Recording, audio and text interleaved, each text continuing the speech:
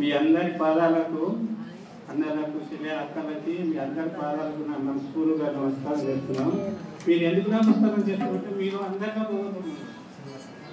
ఉన్నాడు కాబట్టి మీ అందరూ కాలపడుతున్నాను. సరే, మరి మాకు 2 నిమిషాలు ఇచ్చారు. అహింసో పరమధర్మ గురించి మాట్లాడాలని స్వామి చెప్పినాను. ఇప్పుడు అహింసో పరమధర్మం అంటే ఏంటిది? ఈ మానవులకు పాపం పుణ్యం రెండు తెలుసా?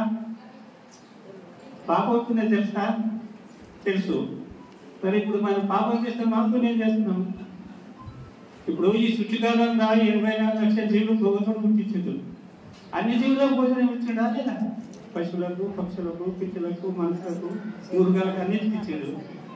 మరి మన భోజనం విడిచిపెట్టి రాక్షసి భోజనం ఎందుకు తింటున్నాం? పెద్ద పులి పనులు 2 ఇంచులు ఉంటుంది. ఇట్లా పళ్ళు దిగేసి నెత్తులు తీస్తూ సంపుతుంది. మనం పెద్ద పుల్లగా మనకు పెద్ద పళ్ళు ఇచ్చాడు భగవంతుడు, అందరికీ కనుక్కొని ఇచ్చాడు. ఇది నాయన కొందరంటారు మాంసం తింటే బలం అంటారు. అంతే కదా? బలం అంటే పెద్ద పులి గడ్డి తింటుంది. గడ్డి తిని 20 కింటాలు వేస్తే మార్కెట్కి పోతుంది. మరి పెద్ద పులి పోతుందా?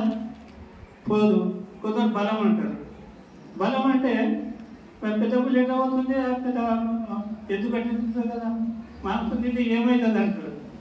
ఇప్పుడు సూర్యభగవాన్ చెప్పలు కలుపుతున్నాయి. ఆయన ప్రతిబింబం కనబడుతుందా? కనబడతలేదు. మనలో ఉన్న సూర్యుడు ఉన్నాడు, 1 కోటి సూర్యులు ఉన్నారు అని అవి కనబడతలేదు. చెప్పులు కప్పి ఏం చెప్పను?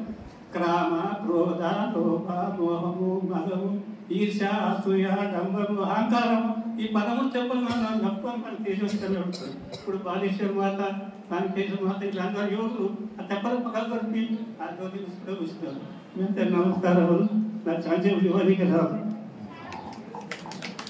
సంతోషంలో తద్వారా భగవద్గీతను అద్భుతంగా ప్రచారం చేసేటువంటి కార్యక్రమంలో నిమగ్నమై ఉన్నారు. వారు మీకు ఇచ్చిన సమయం సార్ 10 నిమిషాలు సార్.